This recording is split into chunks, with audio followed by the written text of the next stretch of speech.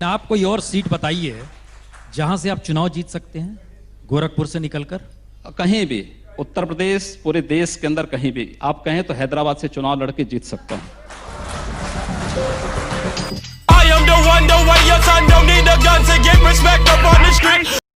कहना ये है कि जब मथुरा के अंदर मस्जिद और मंदिर एक साथ हो सकता है तो अयोध्या में क्यों नहीं हो सकता? मंदिर और मस्जिद एक साथ क्यों नहीं हो सकता?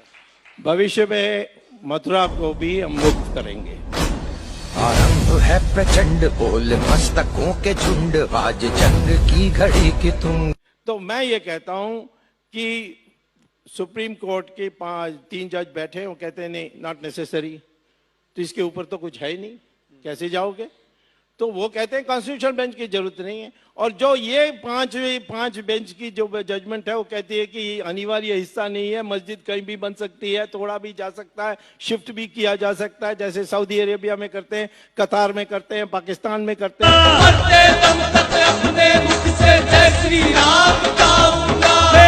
फर्ज करिए कि आप जीत जाते हैं तो फिर वो केस तो इन्फ्रक्चर्स होगा, यानी आप जो क्रिमिनल एक्शन किया गया डेमोलिशन का, उनको आप रिवॉर्ड कर रहे हैं, तो क्या ये इंसाफ, ऐसा होगा इंसाफ? स्वामी जी, पहले तो हम कोर्ट में इसीलिए हैं कि दोनों के पक्ष सुन ले और फैसला हो जाए, नहीं तो हम पार्लियामेंट में रेजोल्यूशन पास कर सकते हैं। शाहबानू में रेजोल्यूशन पास करके सुप्रीम कोर्ट के फैसला ही बदल दी। वो तो अभी भी हो सकता है। वो तो अभी हम तो जीतने वाले हैं यहाँ, तो नहीं सवाल नहीं है। राज का ऊंचा बेटे ओदा यू नो, पारी करने आज उतरा है योदा, मेरे साथ घूमे प्रजा नाचती झूमे।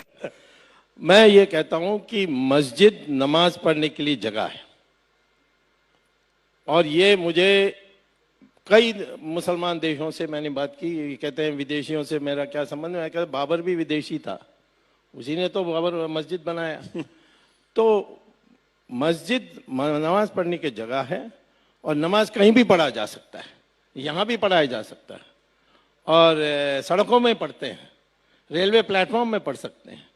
तो स्वामी जी, तो इसीलिए आपको नमाज पढ़ने के लिए एक जगह चाहिए, हम जगह दे देंगे। अरे अलते में भलते में राफे कवाली, सब शाने खड़े ले कोई नहीं देता ताली, हाँ तेरे से बेटा वो नहीं पढ़ने वाली तो सब। अच्छा, आगे ये बात करते हैं कि एएसआई, अगर मैं स्वामी साहब का घर खोदूंगा निजामुद्दीन में, वहां पे रहीमुद्दीन रहीम खां का घर निकलेगा?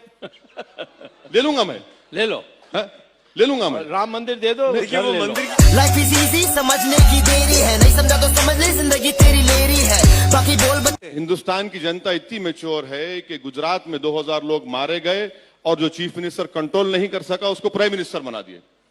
इतनी मैच्योर है हिंदुस्तान की जनता। हिंदुस्तान की जनता, सुनिए मुझे मुकम्मल, हिंदुस्तान की जनता इतनी मैच्योर है कि दिल्ली की सड़कों पर 2000 सिखों को मारा गया और प्राइम मिनिस्टर बना दिया आपने।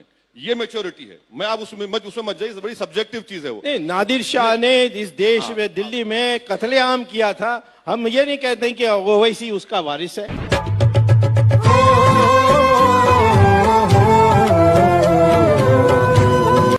ये तो लड़ाई खत्म ही नहीं होगी, फिर आप काशी की बात करेंगे। हम तो 3 ही चाहते हैं, काशी विश्वनाथ, अयोध्या और मथुरा।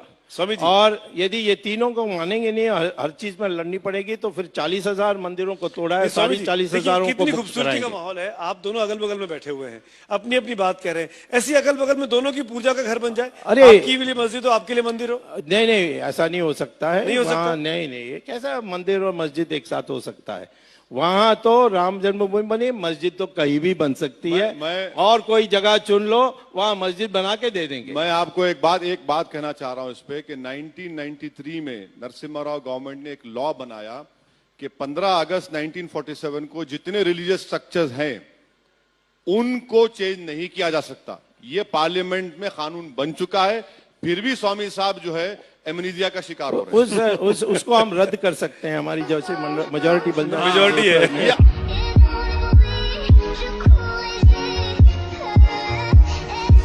तो इसीलिए मैं समझता हूं कि इसके लिए समाधान यही है कि ये भी थोड़ा ठंडा हो जाए, और ये मैं इनको तो बहुत मानता हूं, ये बहुत होशियार हैं, इसको ये देशभक्त भी हैं, ये सारी मैं मानता हूं। सवाल मैं तो पहले ही कहता हूँ देशभक्त हैं, राष्ट्रवादी नहीं कहा। राष्ट्रवादी नहीं तो इनको मानना चाहिए, इनका पूर्वज हिंदू है, तब मैं मानूंगा ये राष्ट्रवादी।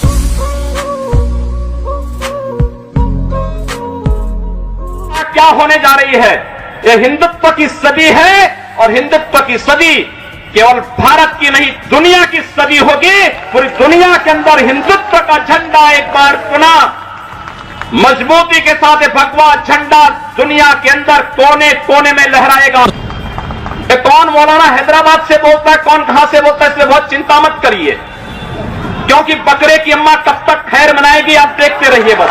ओ मेरे छुरियां नजर आने लगा, पानी ले आओ, ओ मेरे बचाओ, ओ मेरे छुरियां नजर आने लगा, कैसे एक मिनट ओ मेरे बचाओ, ठहर जरा, ओ मेरे छुरी फेर लो छेदी। सीट बताइए जहां से आप चुनाव जीत सकते हैं, गोरखपुर से निकलकर। कहीं भी उत्तर प्रदेश पूरे देश के अंदर कहीं भी आप कहें तो हैदराबाद से चुनाव लड़के जीत सकता है। तू जैसे कुत्ते को बिस्किट खिलाता हूँ, सुन बे साले तेरा बाप हो बाप। आपकी राजनीति में मुसलमानों के लिए कोई जगह नहीं है। क्यों नहीं? शाहनवाज हुसैन मेरे सबसे अच्छे मित्र हैं। अब डॉक्टर एपीजे अब्दुल कलाम को जब माननीय अटल बिहारी वाजपेयी जी ने राष्ट्रपति के लिए खड़ा किया था, सबसे पहला सांसद था जिन्होंने समर्थन किया था। भारत का मुसलमान डॉक्टर एपीजे अब्दुल कलाम बने, शाहनवाज हुसैन जैसा बने, पहला व्यक्ति रहूंगा जो समर्थन करेगा। लेकिन ओसामा बिन लादेन को और औरंगजेब जैसे दुर्दांत लोगों को अपना आइकॉन मान करके भारत के अंदर पाकिस्तान का झंडा लहराएगा, उन विषैले फनों को सत्य के साथ कुचलने के लिए भी सबसे पहले योगी आदित्यनाथ। एक एक दीमक को निकाल निकाल के मारूंगा मैं, ताकि एक और जमीन पैदा ना हो, एक और मयूर विहार में आग न लगे। राम मंदिर का निर्माण कार्य इस लॉकडाउन के दौरान ही शुरू हो गया। लोगों को बहुत ज्यादा खबर लग नहीं पाई। शायद लॉकडाउन ना होता तो ये एक बड़ा इवेंट होता, भूमि पूजन दिखता, शिलान्यास दिखता। तब हम आपसे पूछते थे कि तारीख कब बताएंगे, तो आप कहते थे कि तो न्यायालय तय करेगा। अब तो आप तारीख बताने की स्थिति में होंगे कि कब तक बन जाएगा। देखिए, अब ये प्रश्न ही समाप्त हो चुका है। जब आप लोग पूछते थे कि रामलला हम आएंगे, मंदिर वहीं बनाएंगे, और आप लोग बोलते थे कि तारीख भी बताएंगे, तो तारीख बताने का जो प्रश्न आप लोग करते थे, अब वो प्रश्न ही समाप्त हो चुका है।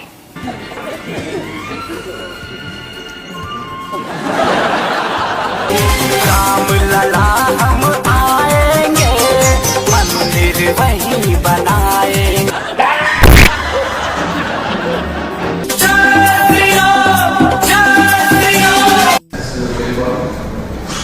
साउथ इंडियन फिल्म थी, सुपर हिट प्रस्थान,